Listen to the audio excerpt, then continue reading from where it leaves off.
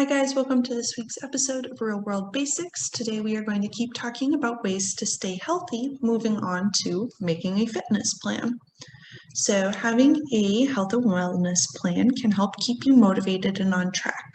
And in today's video, we're going to talk about ways to set realistic goals and then how to create a lifestyle plan to meet them.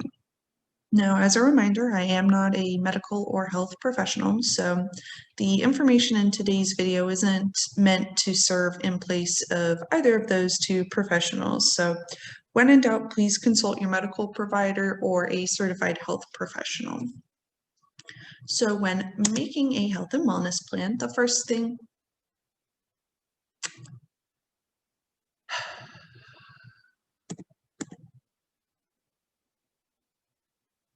fourth time's the charm. Hi guys, welcome to this week's episode of Real World Basics. Today we're going to keep talking about ways to stay healthy, moving on to making a plan. So having a health and wellness plan can help keep you motivated and on track. And in today's video, we're going to talk about ways to set realistic goals and then how to create a lifestyle plan to meet those goals.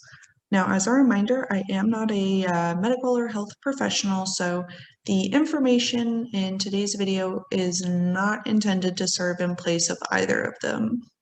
So when in doubt, please consult your medical provider or a certified health professional. The first thing you want to do when making a plan is set some goals. So what are your goals? In your fitness journey, are your goals aesthetic? Do you want your body to look a certain way? Do you have more general health goals? Like, are you tired of your back hurting all day?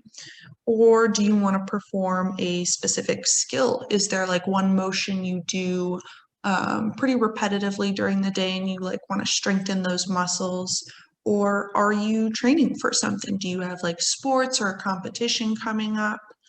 So think about all of the things you have going on in your life and like what you see in your future and plan a goal around that. So if you don't really have one in mind, just pick one that aligns with your general lifestyle because it's totally okay to change your goal as you moved through your fitness journey. Now, once you have a goal in mind, you want to transcribe it into a SMART goal, which make your goals more actionable. So SMART goal is an acronym for goals that are S, specific, the who, what, and how of your goal. Who's doing it? Are you doing it? Is someone else doing it? What are you doing? You want to break it down as much as possible so that there's no questions about what the goal actually is and what it encompasses. Then you have the M, which is measurable. You want to quantify your outcome. So think about how many times you want to do something, if there's a way to convert your goal into just numerical data that you can actually measure and see at the end. Then you have A for achievable. You'll also see that as attainable, but it means, is it a realistic goal that you can actually meet? I found that a number of goals that are set are really ambitious, which is really great, but if they are not attainable on the first go around, then the person usually gets really discouraged and you don't get anywhere with that. So think about if your goal is achievable with your current lifestyle. Maybe you have a whole lot going on and going to the gym 7 days a week isn't really achievable for you at this time. So think about stuff that works within your current lifestyle and go from there. Next, you have the R, which is for relevant. So why does your goal matter? Does it matter to you? How does it play into your life, your future goals, any other existing goals that you have? You just want to think about the relevancy that your goal has in your life. And then you have your T, which is your time-bound aspect of the goal. So when are you going to accomplish it by? You set an end date to check in with yourself that will hopefully keep you on track and accountable, that you can measure at the end. So with your SMART goal, that is specific, measurable, achievable, relevant, and time-bound, you get something that looks like the example we're going to go over on the next slide. So, for example, if you start with the general goal of, I want to do a pull-up, you get into the specifics of it. So this is me who wants to do it, not someone else. I want to do a single unassisted pull-up. So I am not using like a resistance band to help me. I'm not using a machine to help me. So I really break down the mechanics of it so that there's nothing left to guessing at the end. The next aspect is measurable, and I could have put the single aspect down here. Well, I should have, but for measurable, you want to complete a single unassisted pull-up with a full range of motion. So that is how I will quantify my end result, by doing one single pull-up with a full range of motion. Then you get into the achievable aspect of it, which is it possible with my current life? Yes, it is. By adding in pull-up training 2 times a week on top of my current fitness program, the goal of wanting to do a pull-up is very much achievable or attainable. Then you get into relevancy. So pull-ups are a foundational functional exercise. The pull motion is something you do in countless exercises and in your daily life. So by mastering a pull-up, both my existing fitness and my daily life will benefit from this goal. And then you have the time-bound aspect. So I set an end date of 4 months after beginning training to do my pull-up. So you mash it all together and you get the SMART goal of, in 4 months, I want to complete a single unassisted pull-up with full range of motion.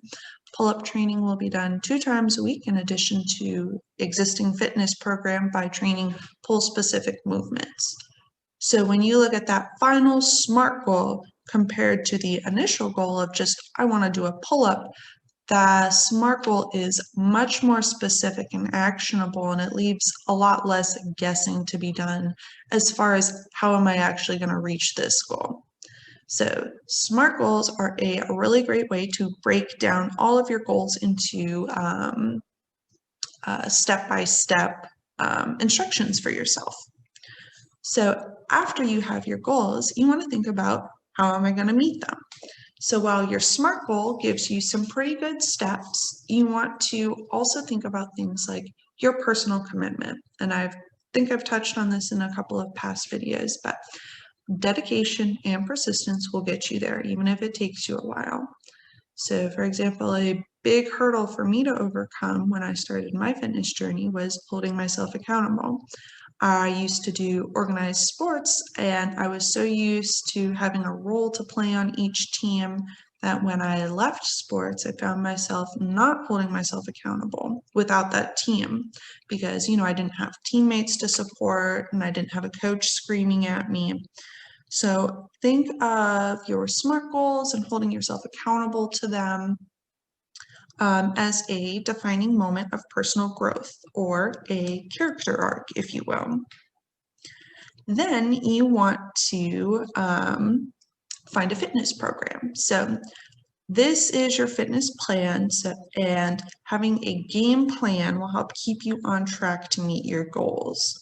By knowing what you intend to do and how much you intend to do for fitness will help you stay focused, and it'll keep you from aimlessly wandering around the gym, because it is far too easy to skip out on a workout or spend the whole day in bed if you forget to plan a day, because coming up with a fitness plan is a lot of work and it takes a lot of energy.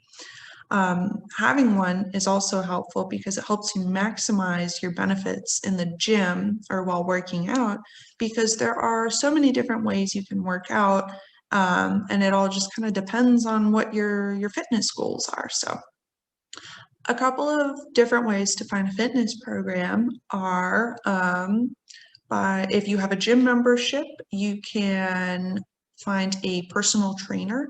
Many gyms will offer a first session free or something like that promotion that'll give you good resources and a health professional that you can work with. You can also purchase a customized fitness plan after meeting with like a certified personal trainer. There are a lot of personal trainers that operate independently and do like virtual coaching online.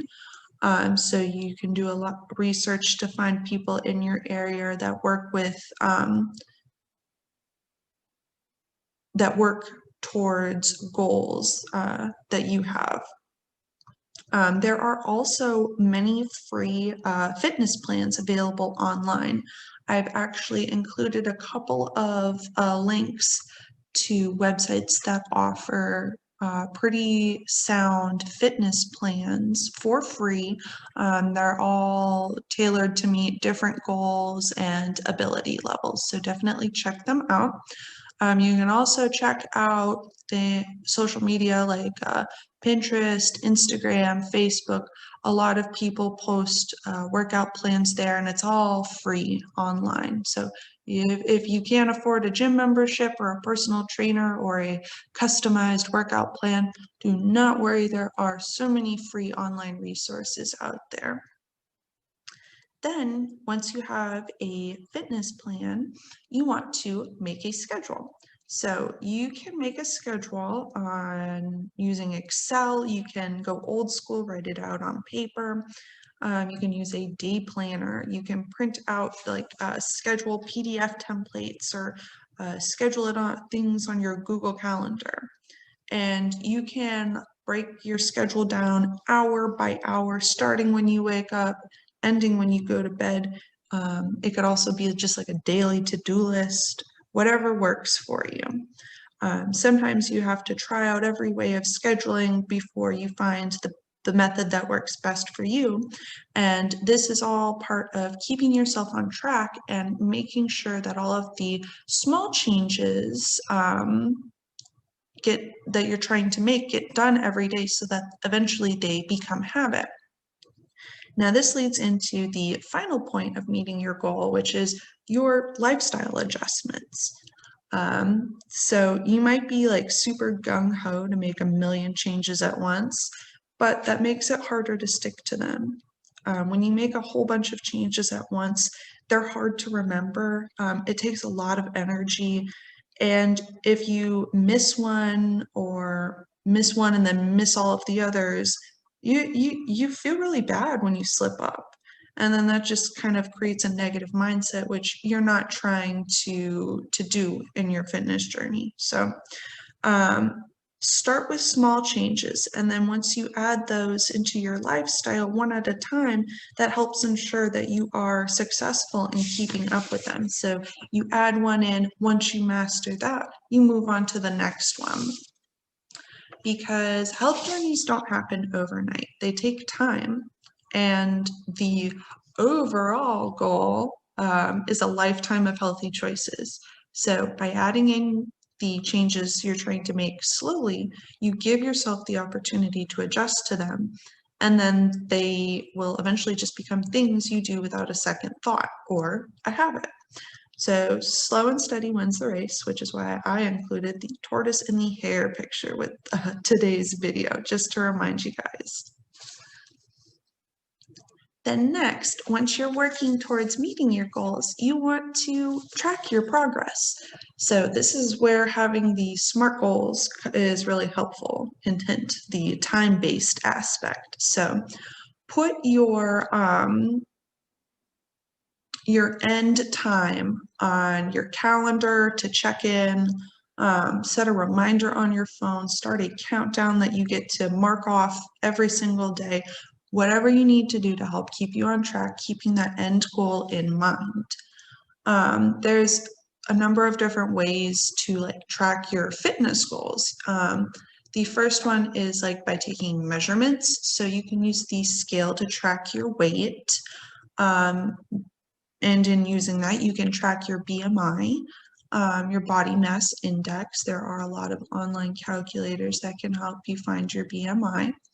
You can also take tape measurements of different areas such as like your chest, your waist, your hips. Things like that will give you a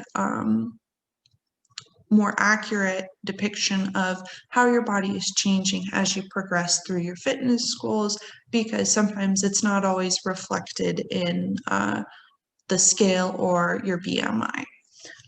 Next is taking photographs, taking before and after pictures, or your Transformation Tuesday picture. But those are a great way to help keep yourself motivated on track, because you have that physical thing to look back on and remind yourself of how far you've come. And then you also want to keep track of, how do you feel?